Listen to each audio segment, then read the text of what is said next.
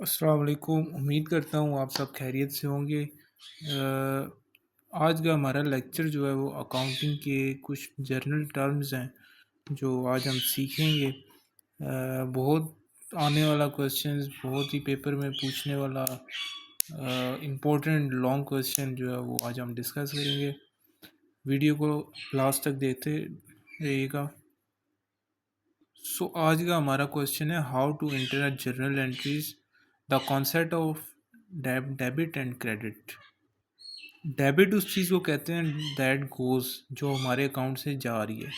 Credit उस चीज़ को कहते हैं जो हमारे अकाउंट में आ रही है, दैट कम्स।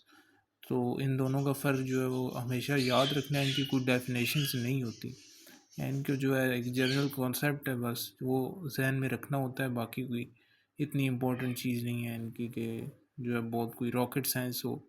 जो चीज़ आ रही है वो क्रेडिट है, जो चीज़ जा रही है अकाउंट से वो डेबिट है। ठीक है। अब नीचे मैंने एक एग्जांपल दी है कि the total capital is 50,000 rupees and we paid 10,000 fuel expense to ABY कंपनी। So journal entry for this statement. अच्छा, जो चीज़ आ रही है, यहाँ पे एक इम्पोर्टेंट कॉन्सेप्ट याद रखना है कि जो चीज़ हमारे पास आ रही है अकाउंट में वो हमेशा प्लस होगी। ठीक है। तो हमारे पास जो कैपिटल कैश जितनी भी अमाउंट है ना, कैपिटल कैश हमेशा जो है वो डेबिट ही होता है। ठीक है। और सॉरी, क्रेडिट होता है। जो कैपिटल अमाउंट है, कैश है, जितने भी एसेट्स हैं वो हमेशा जो है वो क्रेडिट होते हैं, आपके अकाउंट में आ रहे हैं। ठीक है।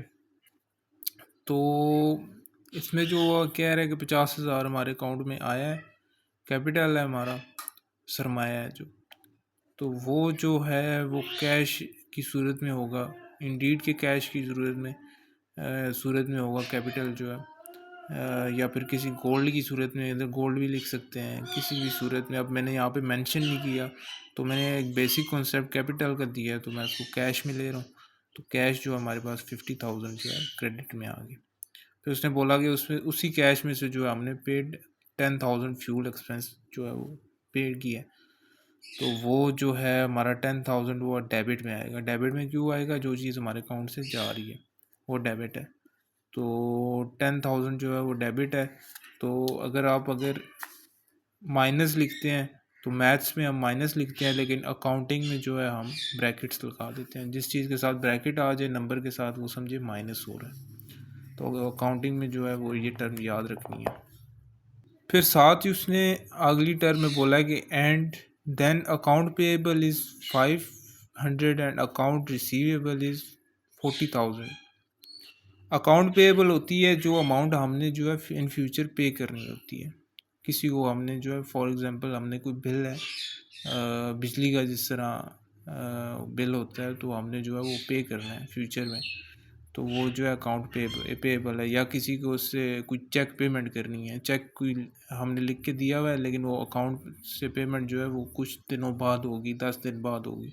तो वो हमारे जो है जर्नल एंट्रीज में जो है अकाउंट पेएबल के नाम से ही एंटर होगी। ठीक है। चाहे वो पैसे दिए हैं नहीं दिए, वो अकाउंटिंग में आएगी।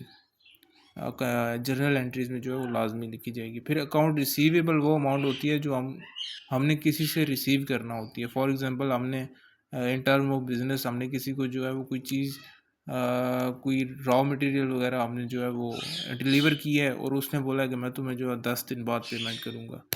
तो वो जो है हमारी अमाउंट रिसीवेबल है, लेकिन हम उसे जो है जब हम अकाउंटिंग जर्नल बना रहे हैं तो हम उसे ऐड करेंगे, चाहे वो पैसे हमें रिसीव हुए हैं नहीं हुए, लेकिन हम उनको जो है वो कंपनी जर्नल एंट्रीज में जो है वो हमेशा ऐड करते हैं।